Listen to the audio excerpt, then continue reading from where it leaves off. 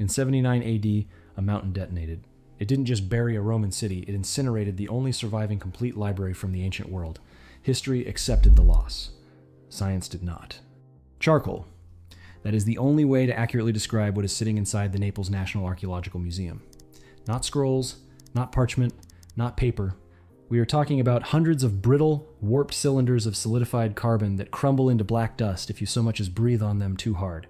Keep that physical reality in mind, solid charcoal, because the myth surrounding these objects depends entirely on you forgetting what they actually are. The story begins in 1750. Workers digging a well in the seaside town of Herculaneum struck a layer of ancient Roman sludge. Herculaneum, the quieter, wealthier neighbor to Pompeii, was buried not by falling ash, but by a pyroclastic surge. A 500-degree hurricane of toxic gas and molten rock that flash-cooked everything it touched. Under that sludge, they found a private Roman villa. Inside it, an entire library. This was an unprecedented discovery. We have Homer, we have Virgil, but the vast majority of classical literature, entire genres of philosophy, history, and science was lost to time. The ink on those papyri decayed centuries ago. Here was a room where the ink had been baked into the pages by a volcano. It should have been the greatest archaeological recovery in human history.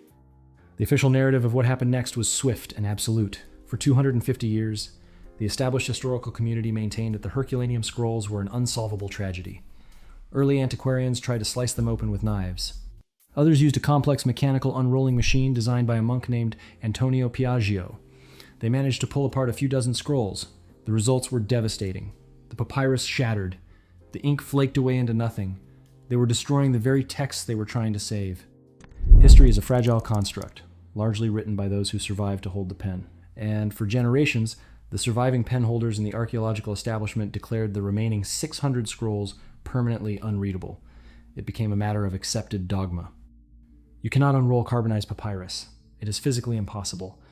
The library was effectively dead, except for one glaring, stubborn detail that the official narrative could never fully explain. When the mountain flash cooked that villa, it didn't actually burn the papyrus to ash.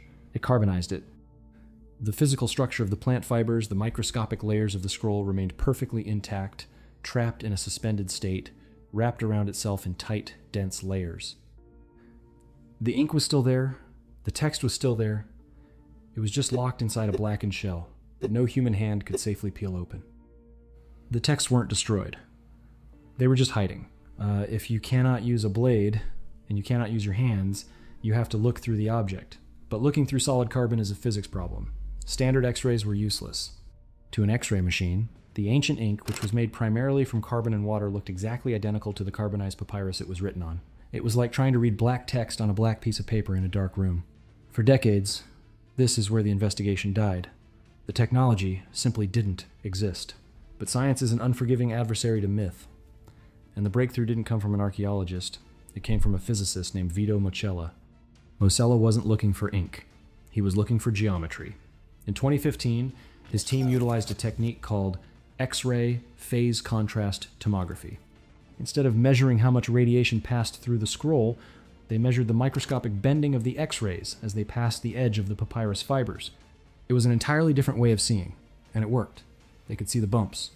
The physical topography of letters pushed into the plant fibers by a stylus 2 millennia ago. But seeing vague bumps isn't reading. It was a map without a legend. Then, the codebreakers arrived. In 2023, a tech entrepreneur named Nat Friedman launched the Vesuvius challenge. He uploaded ultra-high-resolution 3D micro-CT scans of 2 tightly rolled scrolls to the internet and offered $1 million to anyone who could read them. The sheer volume of data was staggering. A single scanned scroll contained terabytes of 3D voxel data, millions of microscopic slices layered on top of each other, all distorted by the crushing weight of the volcanic mud. Human eyes were useless here. You needed a machine to teach another machine how to read. 2 students, Luke Ferreter and Yusuf Nader, built an artificial intelligence model to do exactly that. They trained their algorithm on the tiny fragments of papyrus that had already been unrolled and deciphered by monks in the 1800s. The AI learned the shape of Greek letters. Not as flat, 2-dimensional symbols, but as 3-dimensional topographical deformations pressed into crushed plant matter. The AI began scanning the internal layers of the never-opened scroll, layer by layer, slice by slice. It was sifting through the physical wreckage of a Roman library, hunting for patterns that matched its training data. But this is the exact moment where every previous attempt had collapsed. The papyrus layers weren't neatly stacked. They were fused together like a crushed soda can. The AI had to mathematically separate a deliberate stroke of a Roman stylus from a random crack in the volcanic carbon. For weeks, the output was just a chaotic mess of 3D noise. And then, a cluster of voxels aligned. A distinct shape materialized from the static. The algorithm flagged it with a confidence rating that made the researchers stop breathing. Porphyris, purple. That single word, pulled from the interior of a scroll that has remained sealed since 79 AD, definitively proved the concept. The uncompromising, unbribable precision of artificial intelligence just cracked open a door that the archaeological establishment had declared permanently welded shut. The AI didn't just find a letter. It mapped an entire column of text, revealing discussions about music, food, and pleasure, confirming the scroll as a lost work of ancient Greek philosophy, likely written by the Epicurean philosopher Philodemus. This is not a theoretical model. This is not a possible reconstruction. The machine learning algorithm detected the ink, isolated the 3D structure of the papyrus, flattened the virtual surface, and output legible Greek characters. The probability of this being a false positive is approaching 0. The debate is over. The scrolls can be read. And we are not talking about just one scroll. There are over 600 of these carbonized cylinders recovered from the villa of the Papyri, and the villa itself has only been partially excavated. The lower floors where the main library shelves likely stood are still buried under 20 meters of solid rock and modern concrete.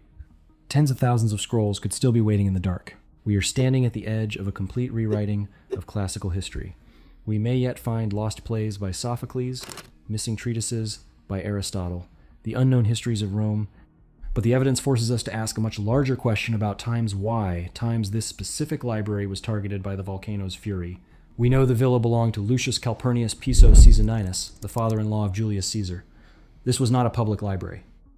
This was the private, highly curated intellectual vault of the man who was arguably the second most powerful in the Roman Republic, a man with the resources, and the motive, to hoard the era's most subversive, revolutionary, and politically dangerous ideas. The AI has finally given us the key to the vault, but now the data forces us to look at the man who built it. What forbidden secrets was the Roman elite trying to preserve right before the mountain detonated? The charred cylinders in Naples are no longer a tragedy. They are an unreadable continent, and we just invented the compass. This case is closed, but the excavation has barely begun.